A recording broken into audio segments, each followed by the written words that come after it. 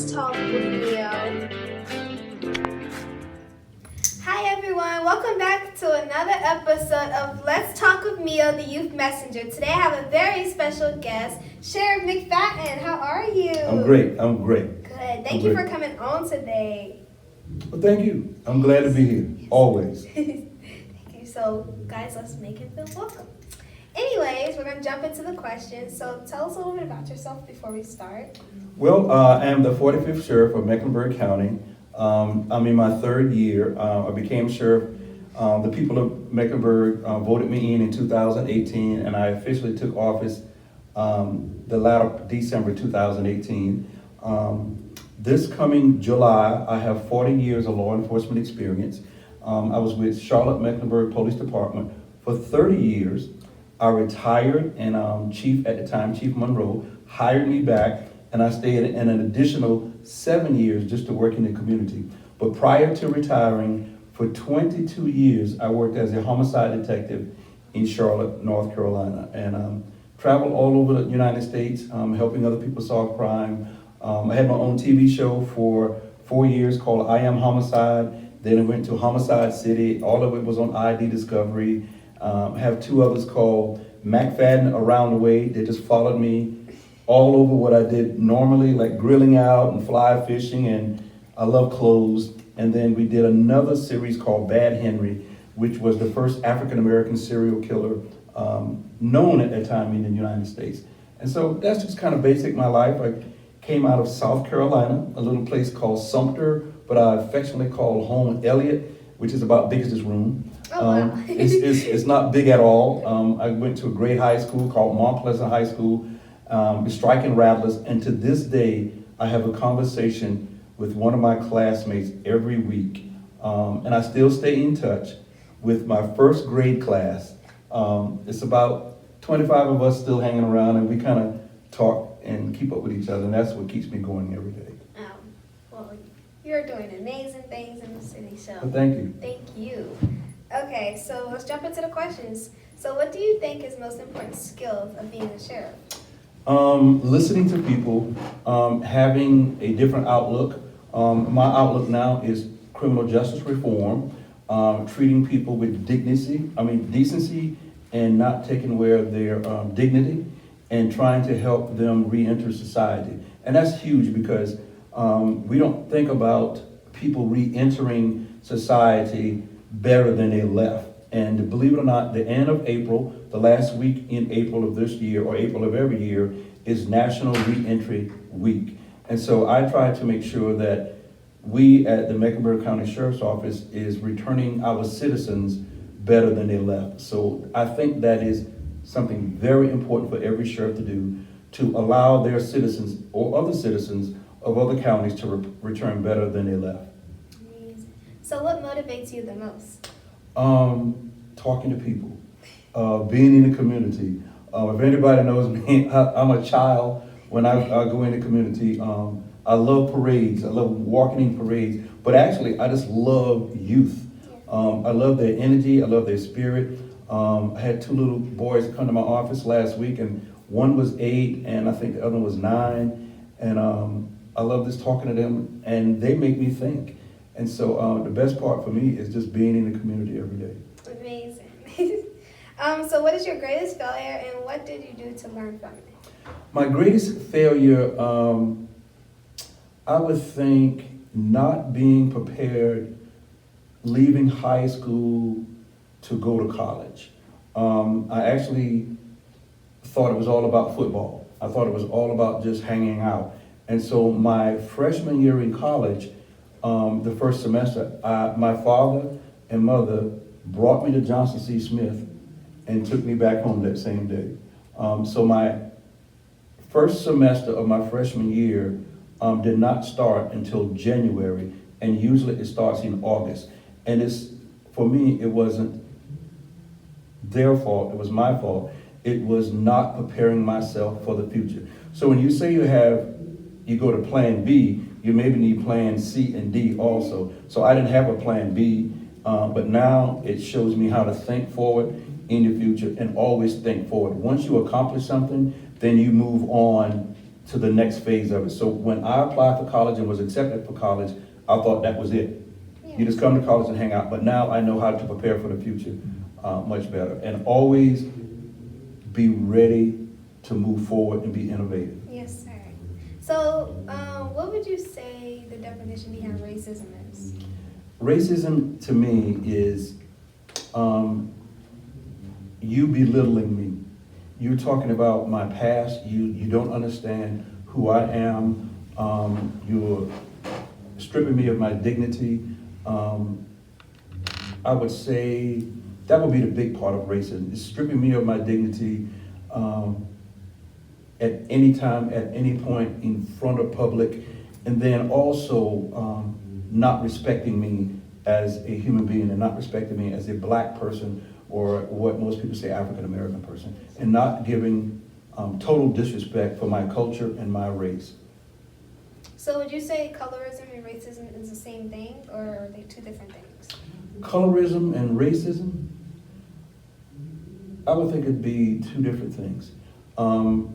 Because believe it or not, I believe that people within a race sometimes look at color differently.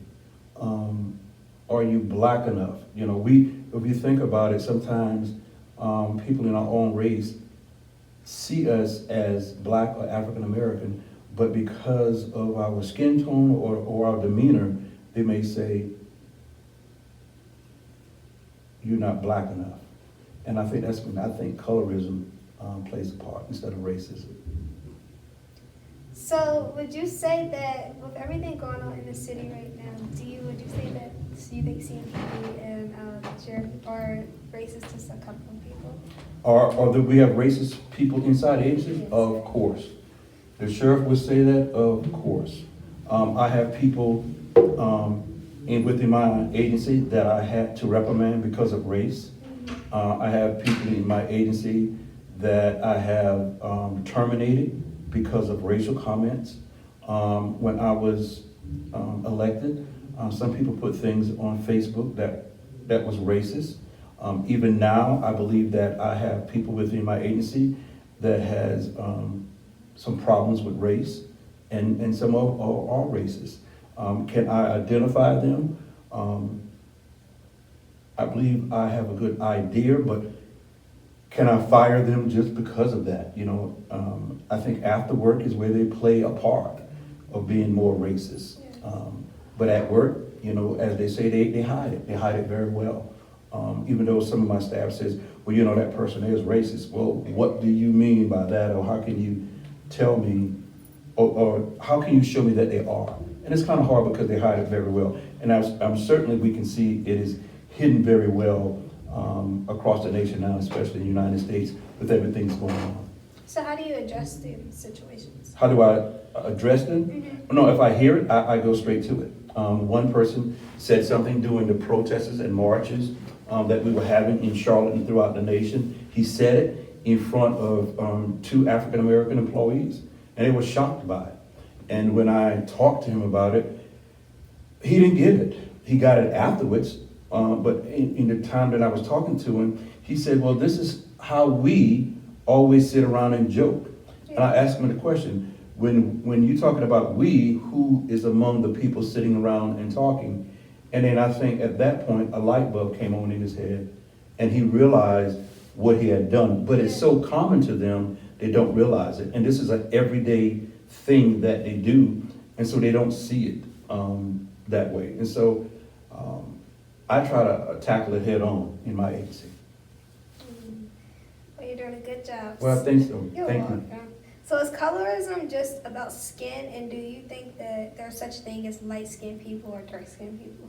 Well, they say that. They say light-skinned people, dark-skinned people, red bone, and everything else. So they do say that. But I have to say that some people do treat people differently because of their skin color within our own race. They do. And I've seen it. Yeah. And so, you know, I joked with one of my staff members the other day, and I mean, I said, so you don't like light-skinned employees? And they said, they laughed about it. But then I could think about, you know, even when we talk about in society, you know, people say, I am African, not me, but they'll say, I'm a black person, but I would never date a dark brother. Oh. You know, there are people that say that. Well, Yes. I want to date a dark-skinned brother. Why? And then you have some black men say, well, I'll never date a red bone. Well, that's what we called them when I was in high school. I don't know what they call you now. But that's what we said. But then I think that's wrong. Yes. I think that's wrong because if you see my family, it's everything in my family. And I look at it and, you know, and I know my heritage very well.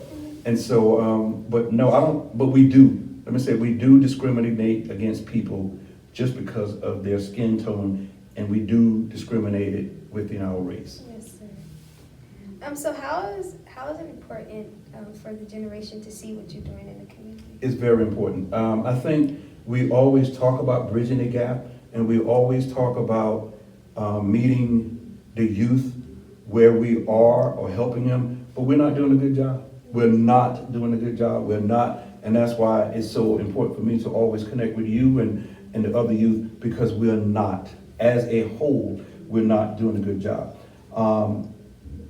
When I came to college in 1977, my generation is that first big college generation of young men and women coming to college. So we are now the CEOs of companies.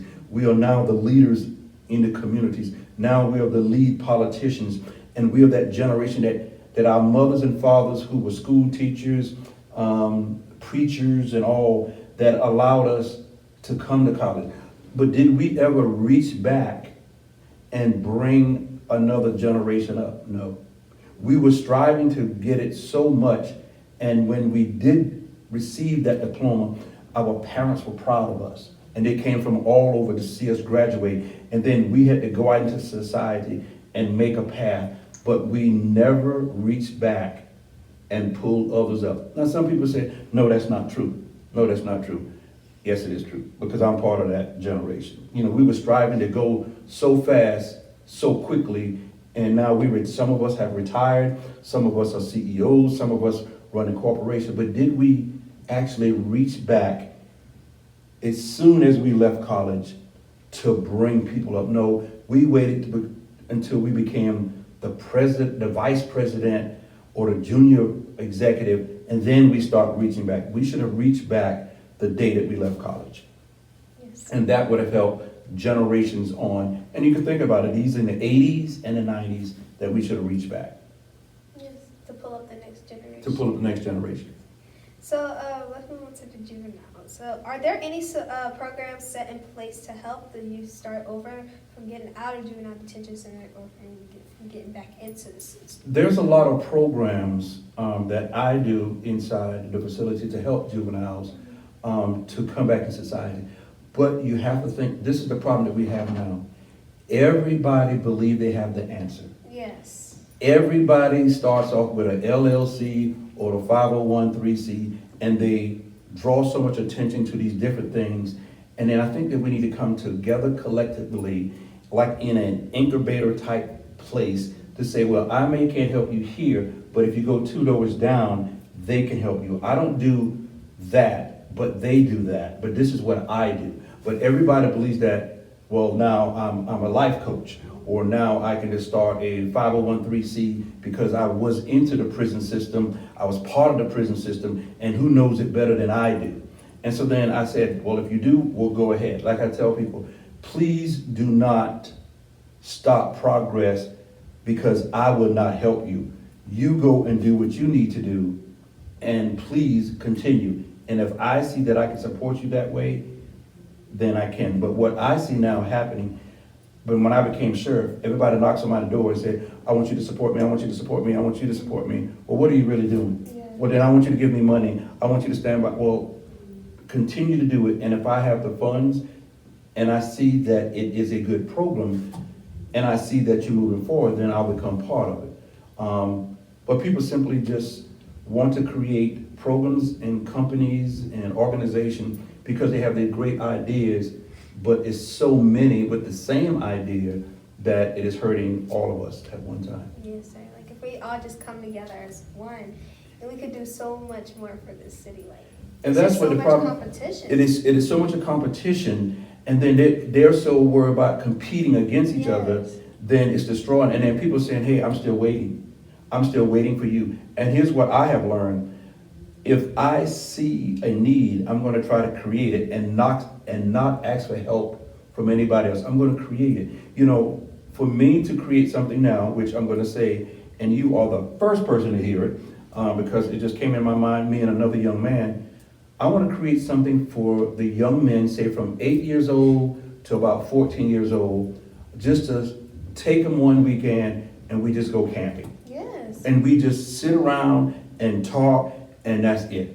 We don't have to go to no football game, no basketball game. And here's what happened. A lot of times we pimp out our youth.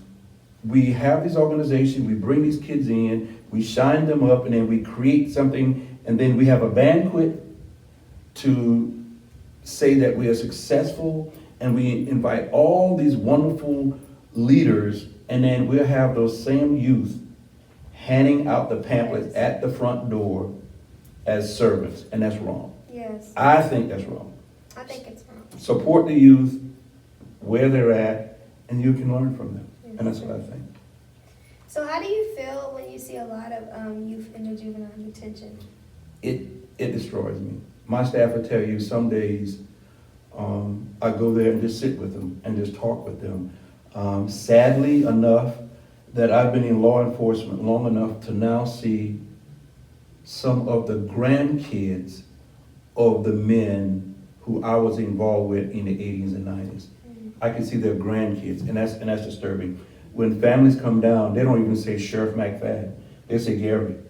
They know me that well. Or the mothers or the grandmothers call me and say, hey, you know, my grandson's down there. Can you look out for him? You know his father. You know his mother. And that hurts.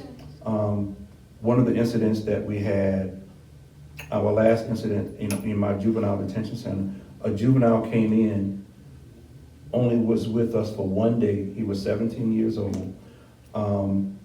He allegedly, I have to say this, he allegedly took someone's life, so he was charged with a homicide. He spent one day, he wrote a note, wrote a letter to his family, and he expressed how much of pressure that was on him, and he took his life. And so those are the things that bother me when we see it in youth. And then I have youth that I sit and talk with, and I hear their stories. And I know this sounds crazy, but we have failed them. We truly have failed them. And this is why they go in different directions, because we don't take the time with them, and we have failed them. Yes.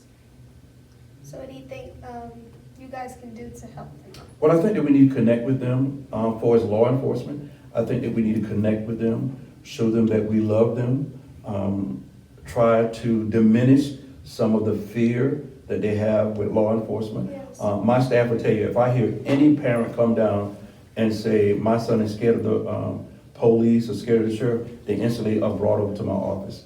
And I try to spend at least an hour with them. I had a young man that his mother said that only what he has seen portrayed in the news and only what he's seeing every day has brought fear to him. Nothing has ever happened to her or him, but what she simply sees on the news every day, the protests, the violence in the street. And we have to understand, even what you see happen to our youth at the hands of law enforcement, it is escalated more when they see the violence in the street through the protests and the marches, in the violent protests and marches.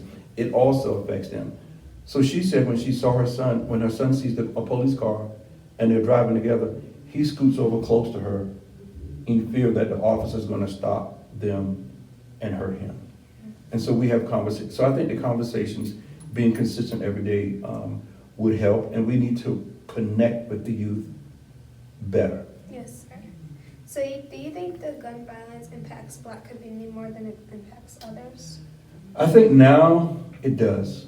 Guns are ready, available in the communities, and people say, well, they put them in the communities. I haven't. Yeah. I don't want to ever entertain that idea that people are putting guns in the community to kill black people. They are readily accessible in the black communities, but they are already accessible in all communities. But we see a large number of gun violence in the communities of color more than we see it anywhere else. Yes. Do you feel that like the mayor or city councilmen or women are doing anything to help stop some of the gun violence or decrease the percentages of the people? I think they could come out more. Yeah. I think they should speak out more. I think they should march more. Yes. I think they should protest right there more. with you. I think they should demand more. Oh, yes. More. More of everything. They could do more. I know my Yes. wife gets tired from me going out every weekend, sometimes 2 or 3 times a weekend. I answer the phone. I talk to the community. I don't do it politically. And anybody ever knows me, I am politically selected for this position, but I'm not politically motivated by this position. This is just my motivation inside. But I think that we all can do more. They all can do more. And I think they should do more. And somebody said, well, Gary, you do more? Well, yeah, I can do more, but it'd be a long time before you catch up with me. So, but yes, we should. Yes. The council members, commissioners, mayor, CEOs of banks, senators, Yes. congressmen, we can always come out for that one event, or we can always post it, or we can Yes. always say that I'm working for you. But then, as somebody said, let me see your receipts. What does your receipts say? How many Yes. events Have you been to? have How you many been to? events have you been to without the, having the news stations Yes. there? I always see a lot of city councilmen and the mayor only comes to the events when they know that it's going to be a lot of publicity stunts there. So they want to get back out there. They want to get out there just so they can get them votes back in for all. I tell them, you bring youth and food, I'm there. Yes. So I'm all, and then I think that we just have to support you all. And that's what I love about it, because I will say this, one day we're not gonna be that easy to get you or have access to you. And people don't understand that. Because now I wanna say that I knew her when. I always remember when we met in the park, I'm like, something is special about that person. I don't know what it is, never knew anything about you, but it's like, we say, she gets it. And that's what me and some of the guys like, she gets it. But does somebody else get it? No, wait till you get down the road. No. We want to catch you before you get booking agents and all that. So that's when we want to catch. So do you think that Charlotte homeless popularity plays a big role into the violence? The homelessness? No, I don't think the homelessness don't play a part in the violence. I think the homeless people are not killing people and Yes. robbing people and everything like they believe that there are. Other people are. And so I think that we need to look at that. We need to help our homeless, our less disadvantaged people. But no, I don't think they're going into the violence part of it, not whatsoever. No. I don't feel like they're doing anything to harm anybody. I just feel like they won't. They just want to feel loved like everybody else is. If you talk to, and I'll tell you this, I have a picture of a homeless man voting for me. And when he rode up on the bike, nobody paid any attention to him. And they just said he's a homeless person. And he walks up and he walks into this a voting precinct, and he came out with a sticker that said, I vote. When he came out, everybody gravitated to, they didn't know what to say. Yeah. Like, well, you didn't tell us, do I have to tell you that I'm voting? You just looked at me and you looked down on me. Judged him. And then you judged him. Yes. And he went inside, voted, and came back out. And I'll never forget it. And he said, have you ever fed me? No. Have you ever fed me? No. Have you ever given me shoes? No. Have you ever given me any clothes? No. He said, that guy over there has. And he says, do you know what the wall is? The wall? And they said, the wall? He says, the wall. Have you ever been to the wall? And they said, where is it? He says, that's the problem that you have. And so then he said, but that man knows where the wall is. And when he walked away, he says, you know how close you are to the wall? And he pointed, he said, the wall is right over there. And so that means I was elected by all people. But when I saw that gentleman, it really touched my heart. I knew he was coming to vote for me because he's already told me that he was. And he said, man, I can't believe that you're running for sheriff. But he said, I'm going to stand with you. And even when I see him on the street today, you know, we laugh and we talk. And so those are the people that I love to see, those people. Amazing. So last question for today. What can you do as a community to overcome all of the challenges that we are facing right now? I think that we be consistent and be honest about it and support it financially, but also with our power and strength. You know, we talk about issues and we talk about this and that, but do we really focus on that? When we're talking about affordable housing, here's a joke that everybody says. We're not talking about affordable housing because every house you have to have a chance to afford to buy it. And what we mean is you want a house that you can afford. So then when we're talking about homelessness and taking care of things like that, I think that we need to look at our dollars and cents, look at bond referendums, look at whatever it takes for us to tackle the homeless problem and even tackle the violence problem. Everybody talks about it. Everybody has great commentary about it. Everybody has the scholars with the knowledge to do it, but what are we really doing? If a man needs shoes, we should buy shoes. Yes. If a man needs socks, we should buy socks. If a man needs a house, we should look at where can we go and what resources can we provide our people for them. Yes. And that's not a hard thing. And one thing my father said, this is a funny thing that he said when I was 16 years old, how can you be short of something when you make it? Yeah. And I was saying, well, Dad, why do you say that? He says, we print money. We print money. And so how can we be short of something and we make it? Because that's the control of it. Having the control of the money and the finance controls the people. Yes, sir. One more question. I do have some more questions. Yeah, go ahead. I'm here. So, do you think it's fair that us youth get judged by the way that we look or the way that we talk or walk or just by the past that we have been through? I don't think you should. Let me tell you something. I love talking to the youth, and now my wife loves talking to the youth because she just found out last week something that she was doing, and she came from corporate America, and you know she works for Wells Fargo for almost 30 years, then she retired. But my wife realized last week she was a sneakerhead. Oh. And so she didn't know what a sneakerhead was, but she knows that every week she's buying Nikes, Oh. right? And she has all these colorful Nikes and all these. So we said, you know, one of my staff members said, well, you're a sneakerhead. She said, what do you mean?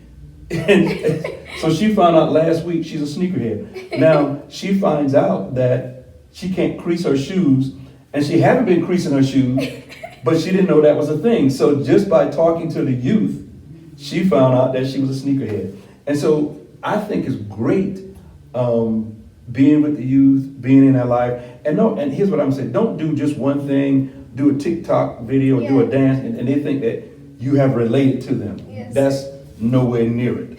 And so I think now my wife is just fascinated with the youth now of what they wear, what they have, only because they call her, you know, you're an official sneakerhead. So we went to her closet and saw all of her sneakers. And I said, honey, I knew this. You never knew you were a sneakerhead? She said, no. And so today we took a picture of her, and I'll show you her brand new sneakers. And she has a brand new colorful Nikes. And I said, yeah, you're a sneakerhead. Oh, wow. So just to give me a pair. Yeah, so just talking to the youth and knowing what they go through and knowing what they're facing would help us. But here's what I tell people. Instead of us talking to them all the time, let them talk to us. And you will learn, like my wife said, now you'll know whether you're a sneakerhead or not. Yes, y'all can learn a lot from us. We can. If y'all just listen and start letting us tell y'all how things should work. Well, I'm listening. I'm always listening. Yes, sir. And I thank you for everything that you are doing for this community and for me. And not even just me, but for many other youths also. If you know, you're a big inspiration in my life, and I always look up to you, and I'm like, you know, Well, don't. I look up to you. I mean, every time. And I told the guys the other day when you were out, I said, well, how will you know? I said, okay, if you look on top of her head, she has this nice big fuchsia color. You know, that's how you'll find her, and she's there. And you know, the guys, you know, now the guys, you know, the deputies know you. You know, and so, and that is something that we need to do, because I'm sure you don't fear them, and they're not gonna say, oh, we know who that is. And that's what we want. We want the people to recognize each other in the neighborhood and not in fear. It's like we're all in this trying to do the same thing. But I will always support you and all the youth, because y'all are, when we say that you are our future, do we really mean Do you? it? I do. Well, that's great. You know, I want to be 90 years old and roll in to the event, and then I see people rise to the top, and then you're gonna say, wow, I remember her when, and you were that person. And see, people don't see that. You know, one time actually me and some of other guys were working the color purple, and I'll never forget this conversation. I was having a conversation with Danny Glover on set, and he said, see that young lady right there? That's the future. And I'm like, nah, she's the future. And we were talking about Whoopi Goldberg, because Whoopi was the center of Color Purple. And we were like, that's the purple. But no, they said, that's the person. And that was Oprah Winfrey. And we were like, she was not even the featured person in the Color Purple. Everybody wanted to do Whoopi's security and be with her. But Danny Glover says, watch that person there. And I'll never forget that. And now look where Oprah is. And so I'm going to support you, because I'm going to look back one day when I'm in the wheelchair saying, when you're on stage in LA getting an award, I'm going to say, I remember when. Met her downtown at a march. And that's it. And that's it. Because my wife even says, when I was scheduling my next event to go, he says, even my staff says, he is not going to cancel that Sunday interview. They said, well, how? And they made the mistake to say this, well, how important is that versus what we're doing? And the lady said, you have no idea. And he said, he is not going, no whether y'all buy the ticket or anything, he is not going to miss that event. And I told him, my staff don't even question it when they're doing my schedule. It's like, they didn't even come to me and say, hey, Sheriff, you know, we're going to fly you out Sunday. They were like, nah, we're not even going to ask him. So that's the way I want it to always be. Well, thank you. You're welcome. You're welcome. So that is all the time we have for today, you guys. And tell everybody where they can find you at on social media. Well, my social media, don't laugh, y'all, it's called Sugar Free Talk. That means what? The bitter truth. That's it. I had that for many, many years, and they said, why? Sugar Free Talk, because I'm going to give you the bitter truth. And that's what it is, Sugar Free Talk. On Instagram and also Twitter. Facebook is just Gary Mcfadden. That's it. Amazing. And guys, don't forget to check us out on all streaming platforms, so Spotify, Apple Music, and a whole bunch of more. I will link them in the link down below. And thank you. Thank you. Bye.